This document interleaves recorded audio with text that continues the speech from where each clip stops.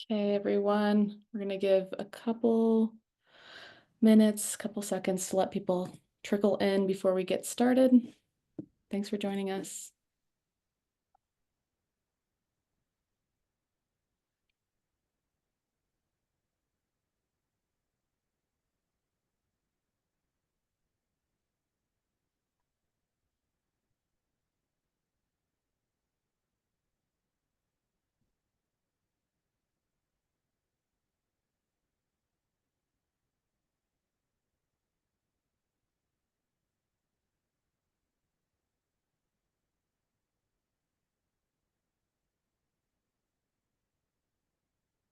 Okay, hi everyone. Welcome to the Tax Facts Lunch and Learn hosted by the Wyoming Tax Facts and the Equality State Policy Center. My name is Marissa Carpio. I'm the Policy Director for the Equality State Policy Center. ESPC is an independent voice in Wyoming advocating for fair elections and transparent government for all of Wyoming's communities. For this webinar, please use the Q&A feature to ask the speaker any questions as they arise. We'll get to them throughout the presentation, but of course, we usually have too many questions for the amount of time we have. So if we can't get to them, feel free to send a follow-up email, and we'll of course post the slides after the meeting. And with that, I'll pass it along to Sue Summers. Hi, everyone. Welcome to a new tax landscape for Wyoming, or not. We're going to do takeaways from the 2025 legislative session with Hank Hoversland.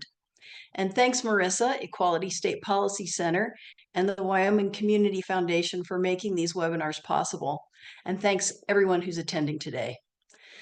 I'm Sue Summers, co-founder of Wyoming Tax Facts. Learn more about us at wyomingtaxfacts.org. Today's presenter is Hank Hoversland, Executive Director of the Wyoming Taxpayers Association.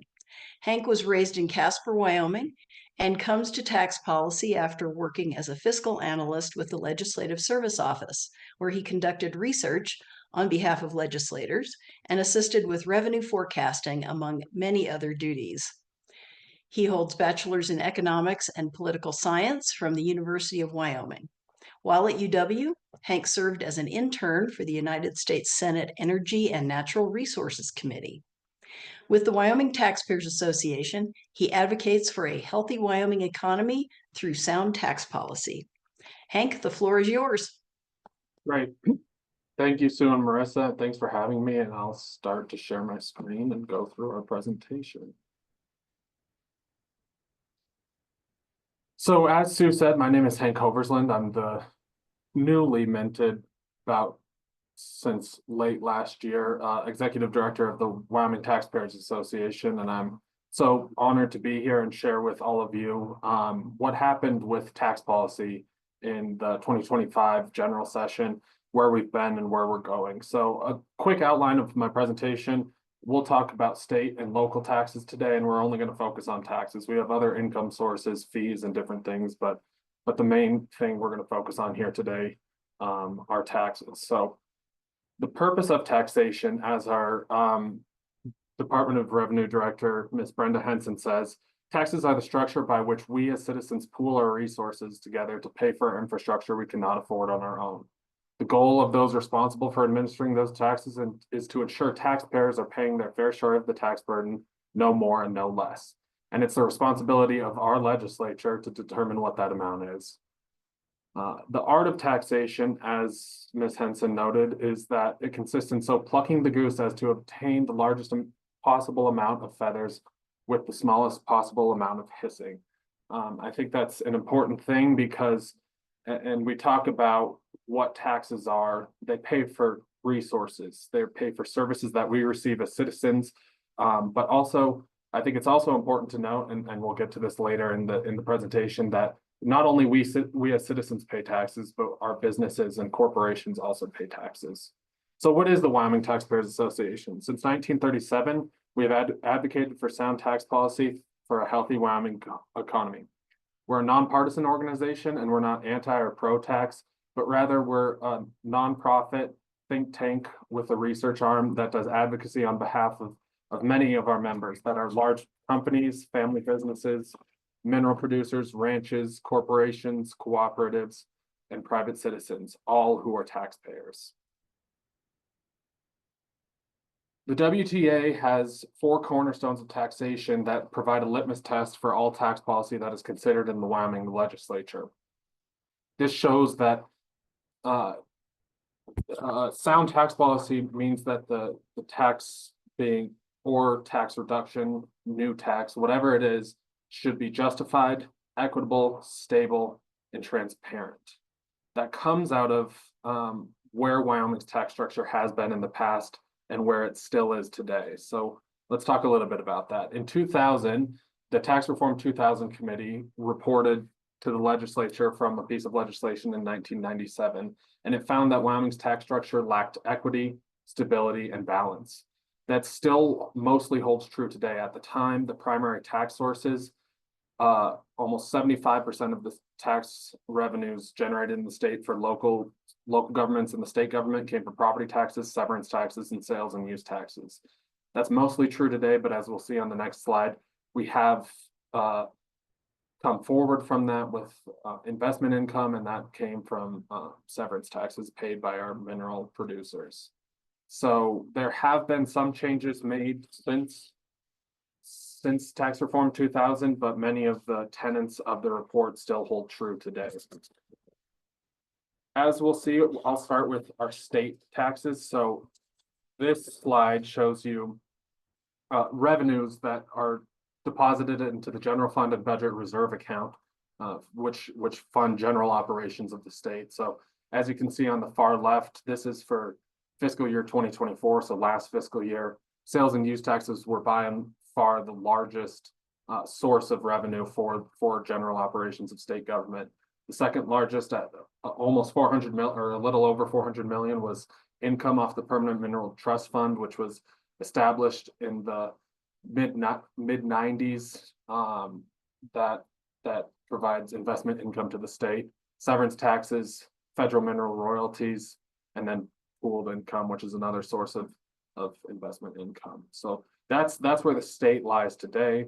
And once again, we are still beholden to the boom and bust economy as we're reliant on minerals and the energy industry and other businesses to pay for our taxes at the state level. And as we'll see later, somewhat at the local level as well. So in 2024, we're going to focus on severance taxes. So as I noted, the two main drivers, the tax revenues that go to the state coffers are severance taxes and sales and use taxes. So I'll start with severance taxes, and then we'll get to sales and use taxes because some of those are shared with local governments. So in fiscal year 2024, severance taxes collected by mineral oil was by and far the largest share of severance taxes paid at $393 million, and that accounted for 45% of all mineral severance taxes paid in fiscal year 2024. Natural gas is the second at 289 million, and that's a third of that pie.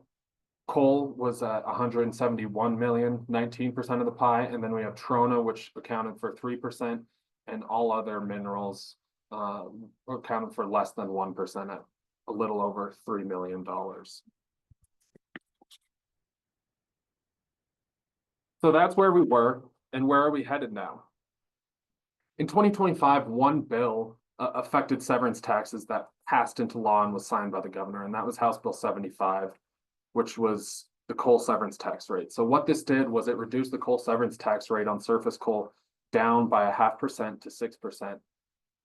The fiscal note indicates that in fiscal year 2026, the general fund will see reduced revenues at 3.2 million, the budget reserve account at 5.2 million, and 1.3 million to the school foundation program reserve account, which is a reserve account for the school foundation program for education funding, K through 12 public education funding in the state. What we'll see going forward in fiscal year 27 is that this will the revenue reduction will be less. It'll be about $1 million less, but it'll total 8.7 million to the general fund. And the reason that this differs a bit from the fiscal note as the bill was introduced is due to the fact that the legislature also passed a bill to eliminate the budget reserve account. And what it did when doing that is that it diverted all the revenues going to the budget reserve account to the general fund. So the general fund will see a reduction in revenues of 8.7 million in fiscal year 27, and then 7.8 million in fiscal year 2028. A bill that did fail that has come back a couple of times is a bill proposing to impose a severance tax on the production of hydrogen, and it has a different rate for bywater hydrogen, and then all the other hydrogen would have been taxed at 6%. This bill did not pass and did not make it through the legislative process, but it may come back as an interim topic or a personal bill in the next session. Because hydrogen is somewhat of a new source, there is an indeterminable fiscal impact on this bill. Moving on, we'll talk about now sales and use taxes. And one thing that I think is important to note about sales and use taxes is that this tax benefits both the state government in its general fund, and then also local governments, primarily cities and counties, that they receive distributions of sales and use taxes. So the first line is the statewide 4%. Every county by statute levies the 4% statewide sales tax. So that's statewide. The distribution of the sales tax currently in current law, 69% of the statewide 4% goes to the state, while the other 31% goes to cities and counties where the sale occurred. Important in this is that the sales tax is, I would say, more of a revenue source for municipalities, cities and towns than it is counties, but it's still distributed to both of them. Then that second line is the general purpose. 21 counties levy that extra one. It's normally referred to as the fifth penny. That fifth penny goes to general operations of local government, and the only counties that do not levy that additional penny are sublet and park. Sublet and park counties do not levy the general purpose excise tax. The specific purpose excise tax is normally for capital operations and not supposed to go to general operations of government. 12 of the 23 counties in Wyoming have what's known as the sixth penny. Recently, the municipal purpose excise tax has gone into statute, and while in fiscal year 2024 no municipalities have exercised this option, beginning next month, so April 1st, the city of Casper has put on this municipal purpose option tax that will fund some capital projects for them. So it will only be contained to businesses within the city of Casper and not be countywide. So that makes it a little bit different. Then we have 2 resort districts that can levy up to 3 additional pennies on sales, and those are both in Teton County. And then in fiscal year 2024, 2 counties levied an economic development excise tax. These counties were Fremont County, which had a half penny, and then Goshen County had a quarter of a penny. But in the 2024 election, Fremont County did not vote to renew their half penny for economic development. So going forward, only Goshen County will have that revenue source. So what happened in the 2025 general session for sales and use taxes? 3 major bills passed that changed sales and use tax policy. The first was House Bill 11, which extended the sunset on the sales and use tax exemption on manufacturing equipment by 15 years. So it was due to sunset in 2027, and now it will go through at least 2042, pending further action by the legislature.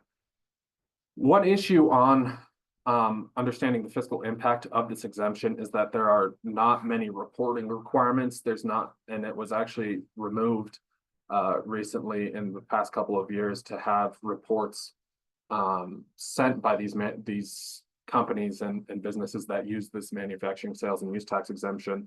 The fiscal note indicates that it could have been up to 4.3 million based on a 2023 report. But that only had a response rate of 39%. So that's not hard and fast numbers. and about half of that was split between the state and local governments. The second bill, which does not increase taxes, it does not reduce taxes, but it changes the distribution of sales and use taxes, was House Bill 33. So this annually appropriates the state's portion of revenue derived from sales and use taxes on motor vehicles to the highway fund.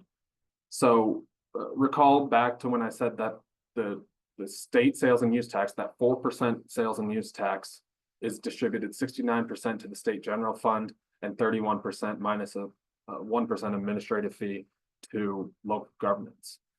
Well, now that 69% of the statewide 4% will go to the highway fund only for motor vehicles. The fiscal note indicates that the general fund will reduce revenues in fiscal year 26 by $69 million and increase the revenue to the highway fund by a like amount. This increases by about 2.5% over the next biennium each year. So in fiscal year 27, the decrease and subsequent increase to the highway fund is 71 million, and then it's 73 million for fiscal year 2028, and that's based on Craig estimates from January. The final bill that might have flown under the radar, but is an important bill that also talks about another exemption. So I'll step back here and talk about Wyoming sales and use tax. I think there's about, it's in the teens, I believe it's about 14 or 15 imposition statutes. So there has to be an imposition statute for a sales tax on a good, on a tangible product to be taxed. Within those 14 imposition statutes, there are, I believe, 59 with large 50s exemptions. And so this is another one that deals with another one of these exemptions, which clarifies that the existing sales and use tax exemption for transporting hydrocarbons by railroad or pipeline applies to gathering lines. So the electricity used to transport these hydrocarbons that exemption has been in statute for a while. There's been changes to it in the past 2 years between the sales tax and the use tax chapters. Now this clarifies and directs the Department of Revenue to say that gathering lines, which take the hydrocarbons from the wellhead to an intermediate point, the electricity used to transport that is exempt from sales tax. And this bill has the indeterminable fiscal impact. So we don't know what the impact will be until it goes into effect. What could the future look like? So we've had a few bills in this past session that failed and look like they'll be coming back as interim topics for study in this upcoming summer. So the first was House Bill 300, which proposed to impose an excise tax on the sale of electricity produced in Wyoming at a rate of 3.5%. And then it subsequently exempts the electricity from sales taxation that is subject to the generation tax. The bill indicates that the fiscal note indicates that the bill would reduce revenues to the general fund in fiscal year 26 by 27.6 million and to local governments by 26.6 million. And then when the electrical generation tax goes into effect, it would raise $19 million annually. A similar bill was introduced in the Senate, which was Senate File 128. But all this did, it did not impose a new tax. It exempted the sales of electricity from sales and use taxes. And that had a fiscal impact of 43.4 million, split 22.1 million from the general fund and 21.3 million from local sales and use tax governments that received that. The second is Senate File 60, which would change that sales tax distribution rate on the statewide 4%. So as I said, it was 69-31 now. This bill would have changed it to 65-35. So an additional 4% of the 4% going to local governments. This would increase their revenues by 38.6 million and subsequently decrease revenues to the general fund by 38.6 million. And then that would grow to 39.7 million in fiscal year 27 and then 40.7 million in fiscal year 28. Now to what I would coin as the main event, we'll start to talk about property taxes. Oh, Marissa, I see your camera's on. So is there a question? It is, and I do have a question. I have gotten a peek at your presentation, so I think I know the answer to this question, so I might ask another one after that. But somebody asked if you have broken out the revenue that we receive from the federal government. And I ask that knowing that this presentation is on state legislation and kind of how that affects our taxes. But I was wondering if you knew where to point somebody if they were looking for that information. Yeah, so I have not done that specifically, but I know LSO has put that out. And so at the end of my presentation, there's a good at the very end, there's resources that they can click on. And recently, the Legislative Service Office has put out some interactive data visualizations. And so while this presentation won't focus on federal funds and the taxes that we as citizens pay to the federal government, because the Taxpayers Association is focused on the state of Wyoming. There are figures within that, and I can point to that link when we get there at the end, that show what the federal funds that come into Wyoming, and it breaks it down by department and different things like that. That would be perfect. Thank you so much. Okay. Moving on to property taxes. Property taxes, I think it is important to note, are a local tax. So they are a tax paid by taxpayers and go to local governments. Currently in statute, there are three classes of property for purposes of property taxation. The first is mine and mineral products, and that is taxed at 100%. The reason that the assessed value is 100% of the product is because these minerals are severed from the ground one time. And so that was the legislature's impetus in taxing these at 100%. The second category is industrial property, which is both locally and state assessed at the local level by county assessors, and also assessed centrally at the state by the State Department of Revenue. The assessed value of that is 11.5%. So you take the value of the property and then multiply it by 11.5% to get an assessed value. And then the final is all other. That includes residential property, so homes, commercial property, business property, and then agricultural lands. Agricultural lands are valued a bit differently than other categories within the all other property, and they're taxed based on productive value rather than the value. So where do property taxes come from? Who pays property taxes? By and far, the largest at 47% is mineral production. This was for tax year 2024. So minerals, the mineral industry paid 47% of property taxes, almost half. I believe that in tax year 2023, that was over half. It was at 51%. So we're seeing, again, the boom and bust nature and different things, different economic factors at play change that. But so for tax year 2024, mineral producers were the largest taxpayer of property taxes. The second was residential, which is many of the residential properties are paid by us citizens at 32% or 656 million. Commercial property paid 152 million or 7%. Industrial property in total paid 13%, and that was broken out by 150 million at the locally assessed level and 115 million at the state assessed level. And then agricultural lands made up that last 1% of the pie, paying $28 million. The total property taxes paid statewide that go to local governments was $2.06 billion.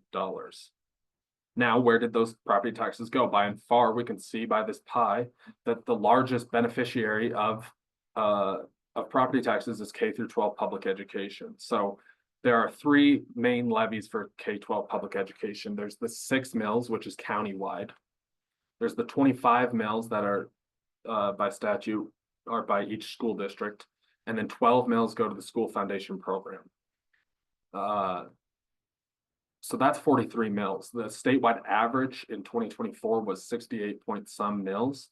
So by and far, the largest mill levy is for K through 12 public education. While I note that 12 mills go to the school foundation program, which is at the state level, the monies within the school foundation program account are redistributed back to school districts on an equalized basis. This comes from our Supreme Court and our state constitution that guarantees education as a public right. And so that's a discussion for another day, quite frankly. But the one thing I would note there is that recently there's been another education funding lawsuit that was decided in February of this year that showed at the district court level that the state was underfunding public education. And so it's expected to be appealed to the Supreme Court, and we'll get more decisions on that at a later date. The other thing on that is that this year, 2025, the interim will have a recalibration. And so that shows that committee will look at the cost of public education and ensuring that the cost of educating our children statewide is paid for through these taxes. Other recipients, counties, county governments, they're one of the bigger beneficiaries as well. They can levy up to 12 mills at each county. Special districts, there's many of those statewide. They account for 8% of that pie. Community colleges account for 4% of the pie, and then municipalities, those local cities and towns, get about 2% or 41 million in 2024. Now, what has happened in the past? What did the legislature do in the 2023 and 2024 sessions on property taxes? First, they passed House Bill 3, which was the long-term homeowners property tax exemption, and this is a 50% exemption of homeowners assessed value if they are 65 years or older and have paid property taxes in Wyoming for at least 25 years.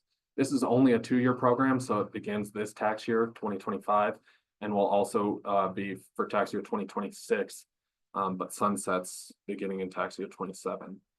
Early on, the fiscal note on this bill showed a minor, maybe I think $6 million revenue decrease between the school foundation program and other local taxing entities. But recently this year on bills that dealt with amending this program, estimate that it could be as high as 31.5 million. And quite frankly, I think it could be higher. I know that local county assessors are still getting declarations that homeowners qualify for this program, and so this number could increase.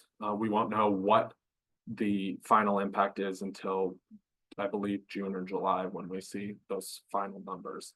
The other was House Bill 4 in 2024, and this increased the income brackets for eligibility through the property tax refund program. And this increased eligibility by increasing to 145% of median income. This increased 1,077 more people got refunds for a total of $800,000. They didn't get full refunds that they would qualify for under the program, but could be refunded at 65% of what a full refund would be under the program in this bill. The legislature also passed House Bill 45 in 2024, and what this did was exempt assessed value increases that are greater than 4% on a residential structure. That residential structure began last tax year, and then this tax year in 2025, the associated improved land will also be included within that exemption. The fiscal impact, we do know from the residential structure increase, exempted $300 million worth of assessed value. And I would note that about half of that, so close to 150 million of that, was in Teton County alone. So that had a big impact on Teton County and the taxes being paid there. And then that statewide, though, the $300 million in assessed value led to $19 million, about $19 million worth of taxes being exempted.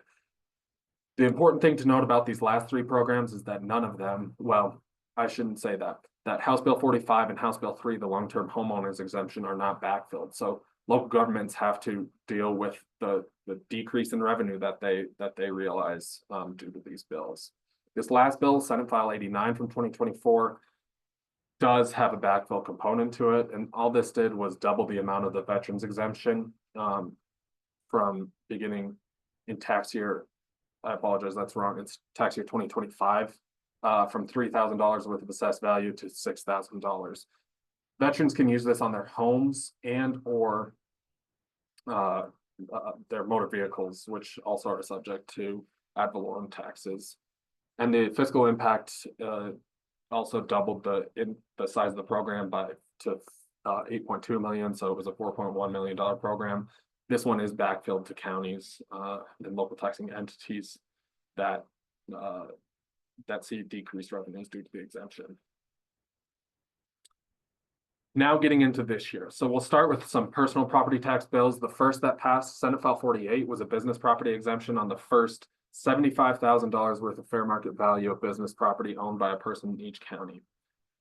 This bill is expected to decrease ad valorem revenue statewide by $8.8 million annually, with $5.5 million of that being to the school foundation program and $3.3 million of that being to other local taxing authorities. While that seems like a small number, and it can help some businesses to not pay any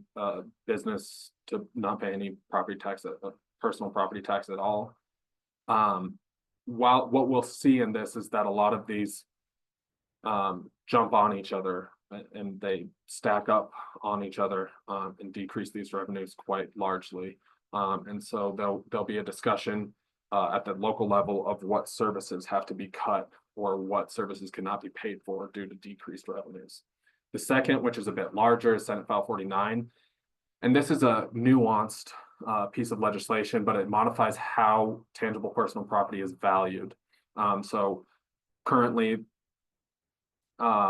when a piece of tangible personal property is acquired, it can be valued and then it's increased each year with an indexing factor due to inflation. So to change that, now the indexing factor cannot be applied after a piece of property is depreciated 80% or it's 20% good.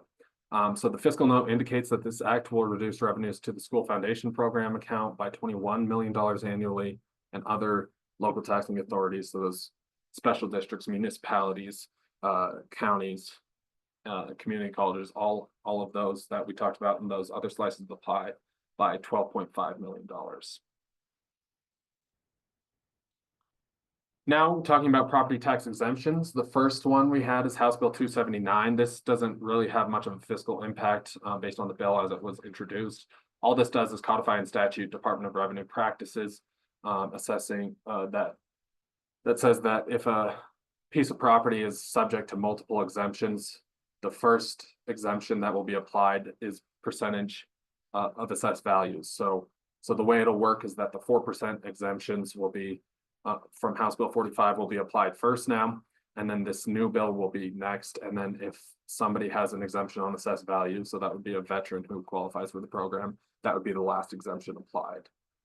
What this bill also did late in the game, due to the fact that there was no supplemental budget passed, was it appropriated $10.5 million to the Department of Revenue to fully fund the property tax refund program for the rest of the biennium. And so that will be based on 2024 taxes paid for this year. So those refunds have not come out yet, but I believe April 1st is when the start of refunds will begin. So I think that's important to know. The second is Senate File 81, and this is a tax exemption for property owned by the state. This is really in response to a Supreme Court decision in October of last year, the Uinta County versus state. And what the Supreme Court said is that governmental lands can be taxed based on their use. And so all this bill does is go back to the status quo. It still says that improvements on leased lands that are owned by the state improvements can be taxed for purposes of property taxes, but the underlying associated improved lands cannot be. This is a 2-year program, so this backdates to this tax year. I apologize again. This is actually in effect for tax years 25 and 26, and it sunsets in 27. I think it's important to note this. The fiscal impact shows about $3 million statewide, with 1.9 of that being to the school foundation program and 1.1 to other taxing authorities. But really what this does is go back to the status quo. This was a new thing that we hadn't seen before. Supreme Court ruled, the legislature saw it fit to enact this piece of legislation, but I think the governmental exemptions will, again, and we'll get to what's coming forward, but I think it'll be an issue that is studied further by the Joint Revenue Interim Committee. So I don't think that's the last of that we've seen. And now the final bill that we'll talk. Oh, I see that's a question. Yes, just jumping in before you go into Senate File 69, we had a question that says, as it relates to property tax exemptions for residential structures, are there any limitations extending application to commercial owners of residential structures? So in another way, are there limits to using an exemption if it's a commercially owned residence instead of like your primary residence, for example? So the 4% cap does it applies to residential structures. So I believe that at some point, I think if it's 4 or more units in a structure, then that becomes commercial property actually. And so that I don't believe that would apply. But the 4% cap is universal on single family residences, and it's not so it's not a program that has to be applied for. It's automatically it's automatically applied to a residence by the county assessor. So I think at 4 units, I believe is where it's at, but I could be corrected. Great, thank you. I'll let you know if another question pops up about that. Thank you. So now moving on to the big bill of the session. This is Senate File 69, a homeowner property tax exemption. This looks somewhat similar to a bill passed in 2024 by the legislature. That was Senate File 54, but it was vetoed by the governor. That bill also had a backfill in it that was vetoed. This one does not. So none of the bills that were passed this year had backfills either. Senate File 69 exempts 25% of the first $1 million of fair market value of a residential structure and associated improved land beginning this tax year. So as our county assessors are out there now, they are now having to apply this exemption in addition to the 4% and other exemptions that people have to apply for, including long-term homeowner and different things. In tax year 2026, the exemption will only apply to owner-occupied homes. The legislature defined that as owner-occupied as the owner living within the house for at least 8 months out of the year. This can't be stacked with the long-term homeowners exemption. So many of those long-term homeowners that qualify for the program and have sent in their attestations to the county assessors would rather take that 50% rather than this being 25% and capped at the first $1 million of fair market value. That first $1 million worth of fair market value is also the difference between Senate File 54 from 2024 and this bill, because the cap on that was $2 million in 2024. Importantly, the exemption created under the act has no sunset, so it will be in effect until the legislature sees fit to take action on it. The fiscal impact of this bill is large. We can see that statewide, it's almost $129 million. That's the estimate. We won't know final numbers until June when assessors report that to the state. But the school foundation program account will see $22.5 million decreased revenues. Local school districts and local counties, school districts will see decreased revenues of about $58 million.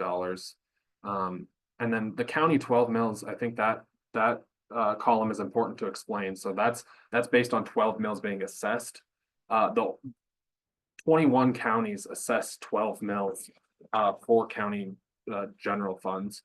The only 2 that do not assess the full 12 mills are Teton County, which is about I believe it's 6.6 or 6.7 mills. And then Campbell County assesses 10.95 mills. So those numbers might be a little bit reduced, but I don't believe that the mills have been assessed for the upcoming year, so they could increase those to make up for the lost revenues that they're seeing by this bill. And then all other, which includes special districts, community colleges, and municipalities, will see decreased revenues of $25.4 million statewide. And you can see it broken out. This came from the Department of Revenue, so thank you to them for helping out with that. You can see it broken out by county. So again, this is this bill is large, it has no backfill, so I think it's important to note here the importance of property taxes and that they pay for local services. So this is giving a tax break on residential structures. And we did see some bills that we started with on personal property taxes that reduced the tax burden on industry. But we won't know until June, July, and later what that pie is going to look like now. I think it's going to change substantially, but this was in response to the increasing assessed values from 2019. Hank, had you heard how many, I don't know if there's a way to even quantify this, but how many actual residential units this data might encompass? The reason I ask is because Brenda and I were talking, and she said that she estimated that 170,000 properties could qualify for this potentially. Yeah, so I think that 170,000 will be in tax year 2026. From my understanding, the 170,000 is based on owner occupied, and I think there's some 220 to 230,000 statewide residential.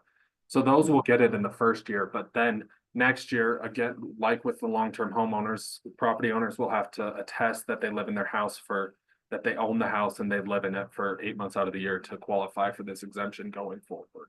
So this year it's just applied carte blanche. Next year there'll be an application process for tax year 26.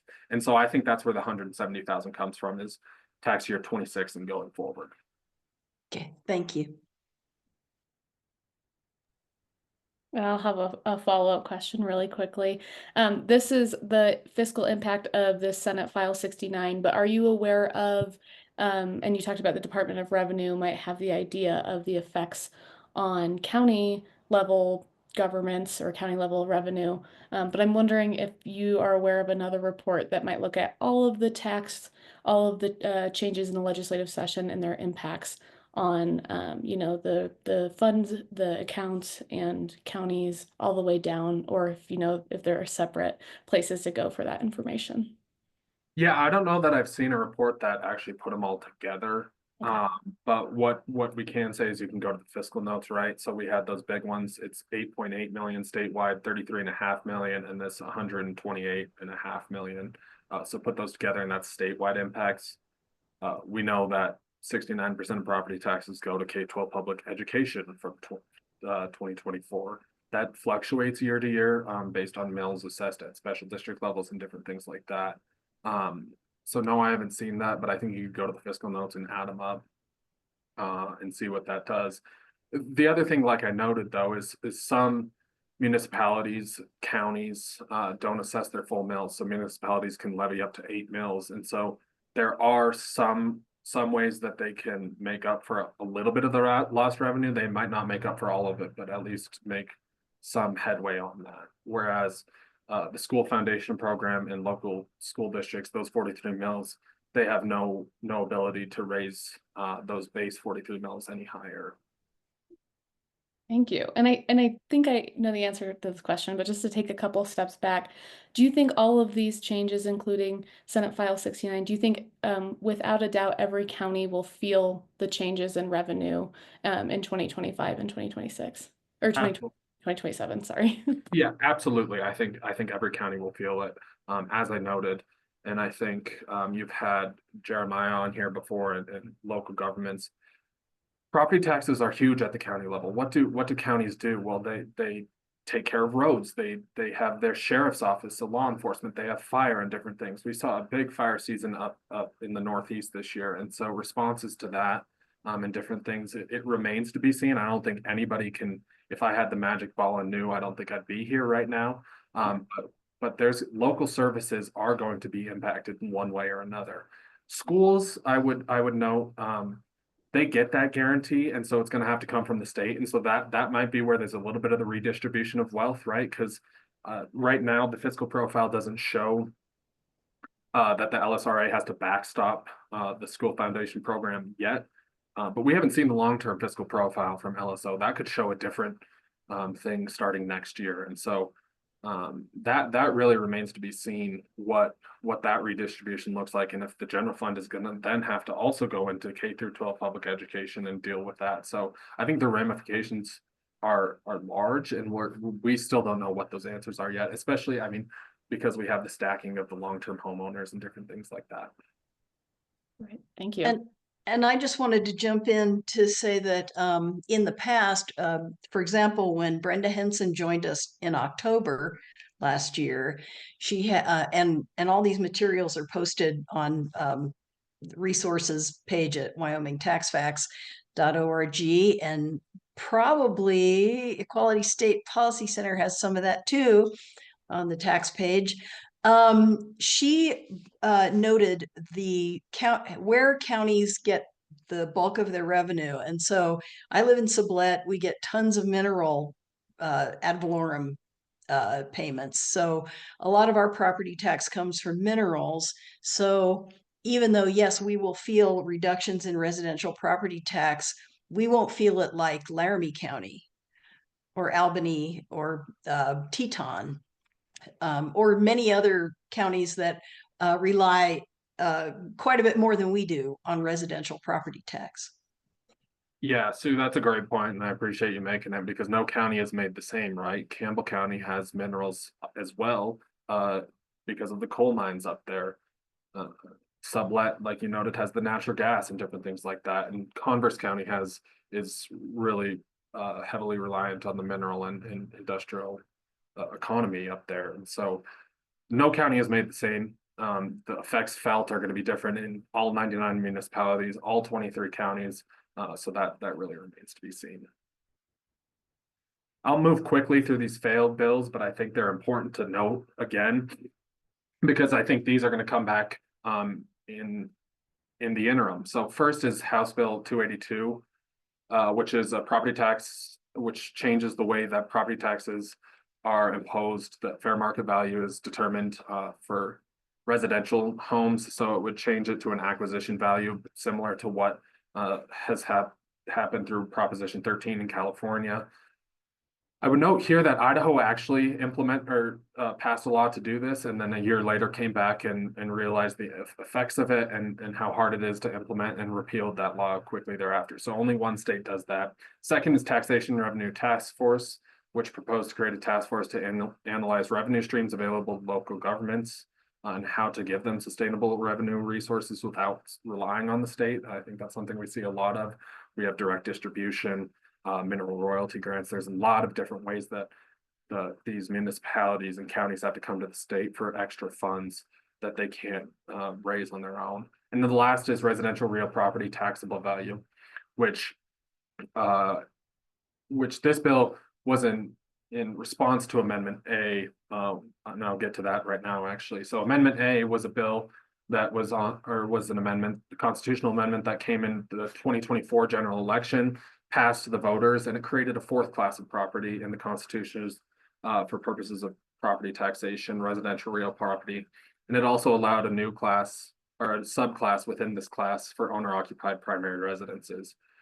So all the bill, Senate File 153, tried to do as introduced was operationalize Amendment A without changing the assessment rate. In the Senate, the House changed it, and without knowing the real cumulative effects and impacts of all these bills together, this bill fizzled out at the end of session, and will likely come back as a joint revenue interim topic.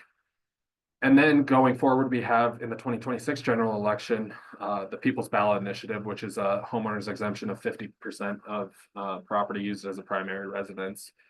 To qualify for this, somebody must live in their house for 6 months out of the year and have lived in Wyoming for at least a year. And what this, I believe that the language of this doesn't allow for more than one exemption of the type to go on a property, but I think it remains to be seen what this means and how the legislature responds to it. Looking forward, here's just yesterday, the interim topic proposals were released by Management Council, and here's some of the issues talked about that relate to taxes. So you'll see those. Management Council meets on April 8th to actually assign them to committees, and so I won't go too deep into this, but just so you're aware that they're on these slides. And then here is that, getting back to that original question on federal funds, this one right here, oh, apologies. This right here, state finances / visualizations is going to be where you can see federal funds. But there's different things from the State Board of Equalization, Department of Audit, Department of Revenue, LSO, and then the Taxpayers Association ourselves. So I'll stop sharing here and happy to answer questions that arose throughout the presentation.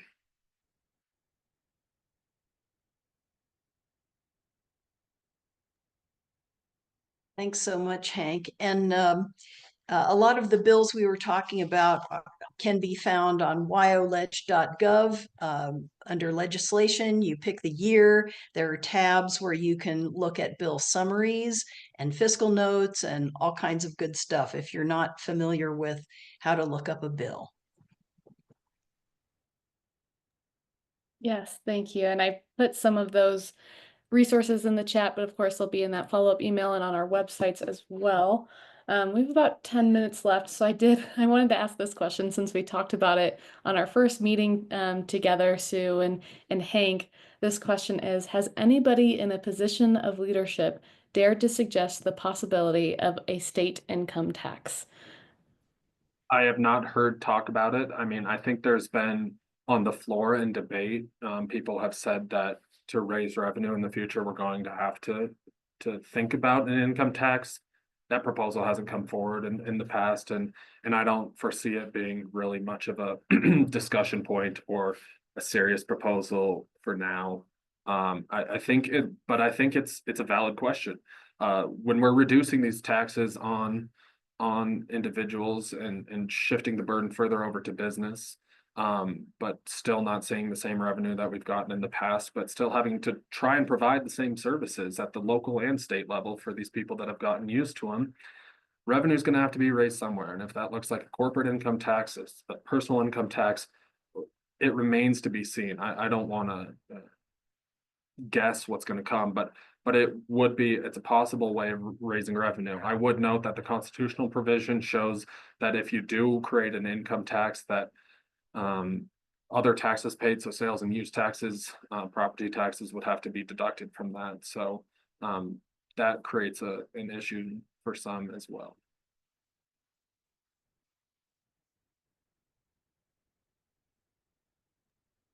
Thank you. And then somebody had a follow-up note that income tax was a recommendation in the tax reform 2000. And as Hank said, I remember hearing it in conversations as more of, if we keep making these decisions, we're going to have to be thinking about this really big thing, this big scary thing that is often used in discussion. So I just wanted to add that as well. And Sue, it looks like you might have something to add as well. The only time I've heard a legislator talk about income tax on the floor is as a threat if a bill they don't like gets passed, and they'll, yeah. So it's not necessarily a serious proposal. Yeah, and to that point, I would say yet, right? I mean, again, it's if we're going to continue to provide these level of services, or the other issue is there's going to have to be spending cuts, and where does that come? A large portion, as we saw, property taxes go to education, and the Supreme Court has in the past ruled that it's a constitutional right to education, so it can be infringed upon by the legislature, and so that's an issue. And then at the state level, the Department of Health is a major budget driver, and then it goes back to that question on federal funds. What are those revenues going to do as we navigate what happens at the federal level? So while it might not be a serious proposal now, it could be something that's talked about in the future, but I don't foresee it for quite a while. We haven't touched on this because it's not a tax thing, it's more of a revenue thing, but with the reserve funds of the SIPA and the BRA accounts, the budget reserve account and the special strategic investments and projects. Strategic investment, yes. Those accounts being repealed, and so all the money kind of dumping into the general fund and with a few other side conduits. I'm told that that's going to make it hard for the Craig to anticipate some of the revenue pictures going forward, and make education funding a little more complicated. I'm not really sure why that is, but maybe Hank, you can shed a light. Yeah, so I would note actually the budget reserve account, as I talked about, that was repealed and that was allowed to go into law, I believe, by the governor. That doesn't start till next biennium, so fiscal year 27-28 biennium. And all that does, the budget reserve account was originally proposed really to be what the LSRA is now, is a real reserve account that grows and is a rainy day fund. It became somewhat of a second checking account for the state. And so all those revenues are going to be moved over to the general fund. And it may hamper a bit the governor's budget recommendation, because the general fund now will become larger and he can only really recommend 95% of that in his budget, and he's required to leave 5% as a reserve amount in the general fund. The SIPA bill, on the other hand, that bill was passed on the last day of session and had multiple provisions in it. That was line item vetoed by the governor. This remains a question, quite frankly, on what it does. His intent within his line item veto and the ensuing letter that accompanied that showed that he kept the SIPA and actually got rid of the distribution of investment income from the PMTF to the LISRA, the LSRA, and put all of that after the general fund to the SIPA. So he could, which really funds capital construction needs for the state. So we have that. The education funding piece of that, you're correct, because 45% of the spending policy amount each fiscal year went to the school foundation program, and that was really also a part of the school capital construction account. But all of those distributions didn't change, but the line item veto did change somewhat substantially how the SIPA receives its investment income, and that's what it was created for. So it gets capital gains mainly from the PMTF.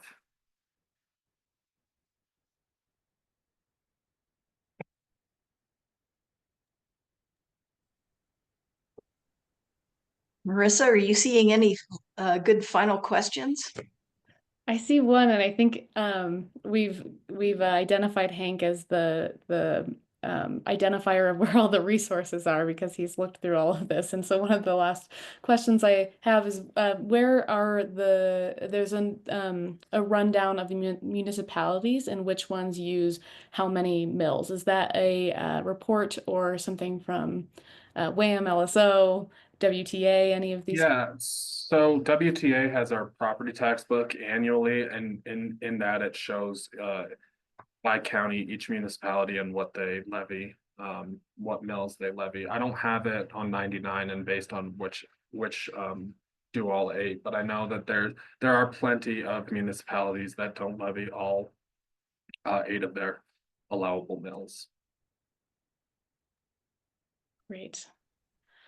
All right. Well, I think that's all the time we have today. Thank you, Hank, so much for spending the hour with us, and all of the attendees as well. Wyoming Tax Facts and Quality State Policy Center is happy to put on these about every 2 months, and sometimes it varies. But we would like to thank our sponsor, the Wyoming Community Foundation, and of course, the Wyoming Taxpayers Association, for joining us. Keep in touch, and we'll see you all next time. Thank you. Bye, everyone.